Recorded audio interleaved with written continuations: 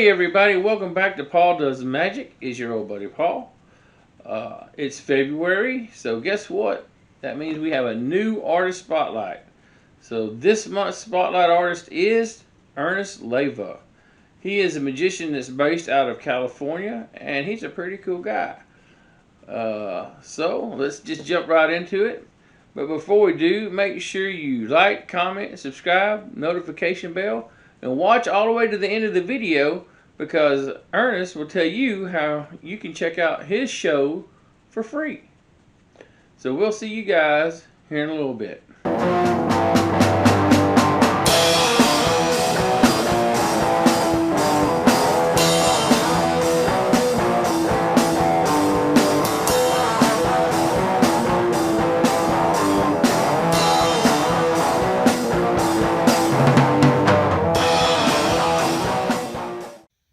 Hi, I'm Ernest of Ernest Leyva Magic. You know what the best part about being a professional magician is actually when you order cards, when you get them from Bicycle, they give you these cool little catalogs. And it's great because you can see all the new styles before they come out, before most people get to see them. So you get to pick them out, and it's really cool when you get them, if you're a frequent buyer like I am. And it's great because you get all these ones here and they show you all these different styles. You can choose from whichever ones that you want. And what's really cool about that is if there's certain ones you want, I don't like the red ones, but the blue ones are the ones that I want this time. If you wanted them instead of, that Amazon Prime, I could do Amazon Now and I could have them right this minute and pull them right out of there. And that's what's really cool about being a magician, right?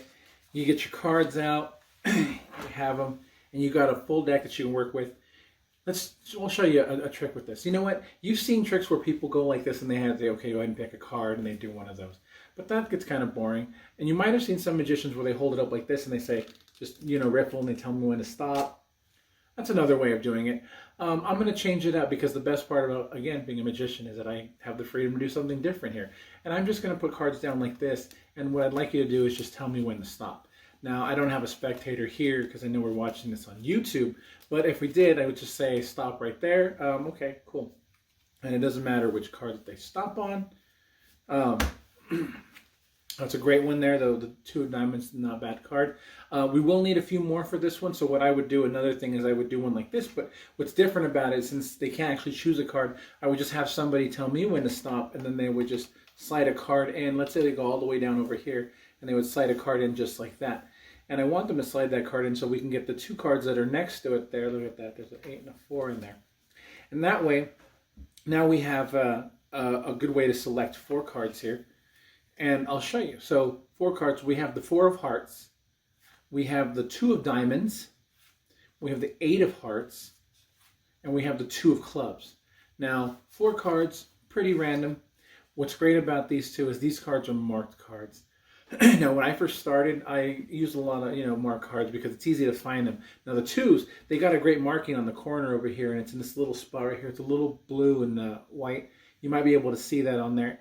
If you're not a magician, you might not. You might have a hard time seeing it too because it's really hard to see. The 4s are marked just a little bit lower than that one. It's a little bit underneath right here in the little squiggly part right there. But you see the blue and the white on there? That's, again, I know if you don't know what you're looking for, it gets kind of hard to see what they are. But I used marked cards because it was really easy to keep track of certain cards in there. Now, let's say we want to keep track of this 2 of clubs here. If I put it somewhere in the middle of the pack here, oh wait, you can't read the markings. Let's turn it the opposite way. So I'll put it face down in a face up pack, and that way we get it somewhere in the middle there, right? Now, when I first started, yes, I used to use blue cards, and I thought the blue cards were great because it's really easy to see the markings. But now, since I'm a lot more experienced, I like to mark my cards with red. So I use the red backs because it's a lot more deceptive and it's harder to find. Now, you guys can't see the markings. I mean, I can see the markings, but that's I know what I'm looking for. See, look, there's that 2 we were looking for earlier. Here it's face up, it's easier for you to see it. Now, when I mark my 8s, I make sure I mark them all with red backs too. I mark my 4s all with red backs, and I make sure my 2s are marked with red backs as well. So, just like that one too, wouldn't be much of a trick if I couldn't take all those cards and make them all red backs. It makes it easier for me to find the cards I'm looking for. So, a lot of people ask me what got me into magic, and a variety of things here too.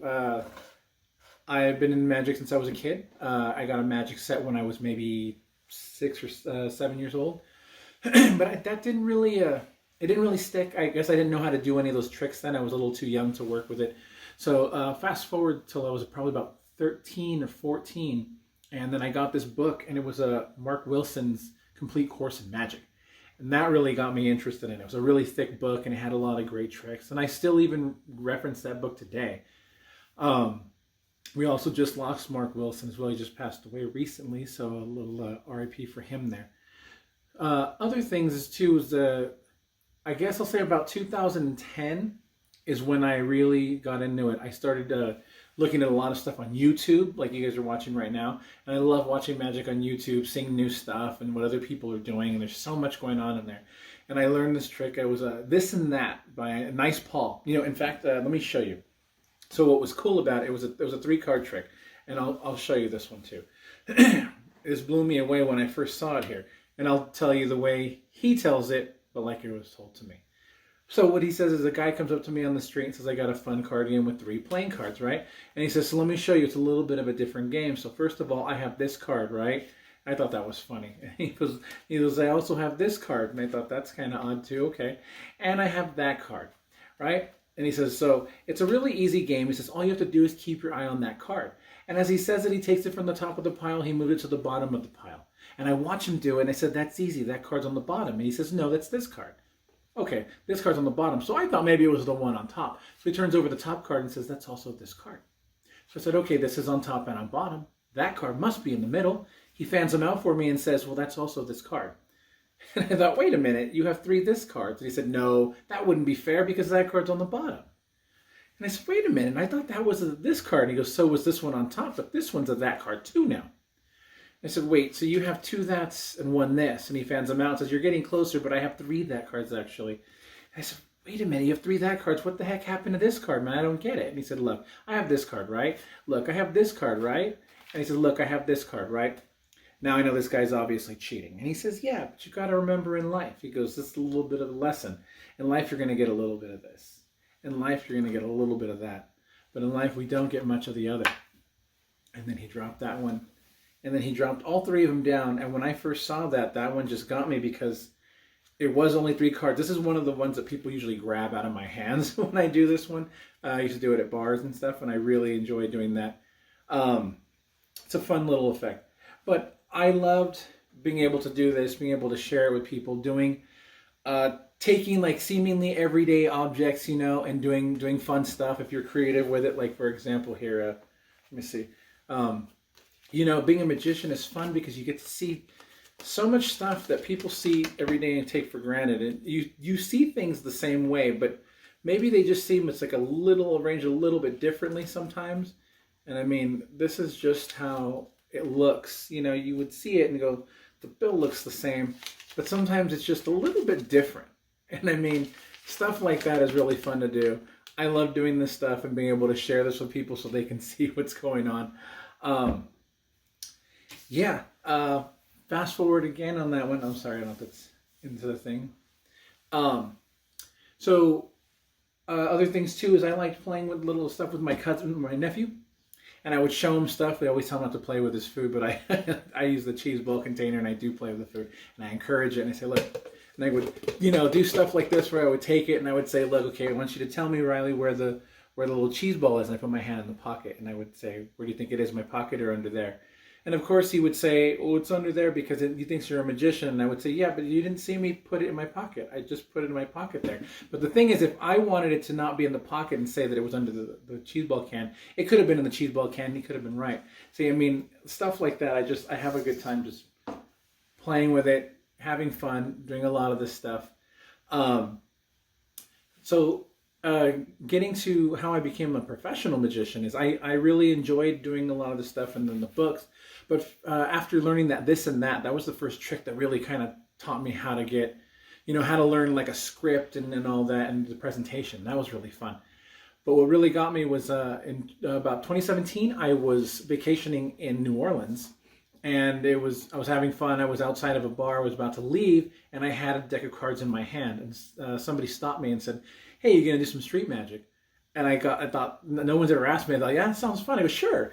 So I got one of their little tables and I sat over there and I started doing a few card tricks for some people that were out there. And I ended up getting a little small crowd. And then two people that were leaving saw me. They came back and they said, hey, can you come back in? You got to show my friends that stuff. You got to show them. So I went back inside and they were buying drinks for me and my girlfriend and saying, no, just, show us a little more, show us a little more. And it was then when this guy asked me, he goes, what do you charge to do parties?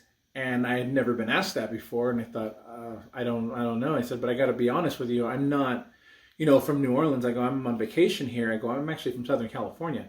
So it's a little, I'm not local to the area.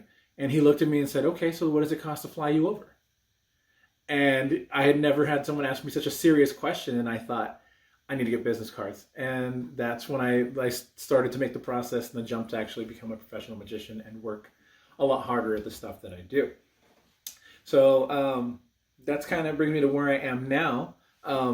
As of late, I've been doing Zoom shows.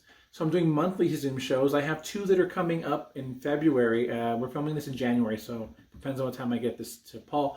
But in February, I believe it's, let me see here, Wednesday, February 10th and Saturday, February 13th. Both shows will be at 8 p.m. Pacific Standard Time. So Los Angeles time. I'm on the West Coast.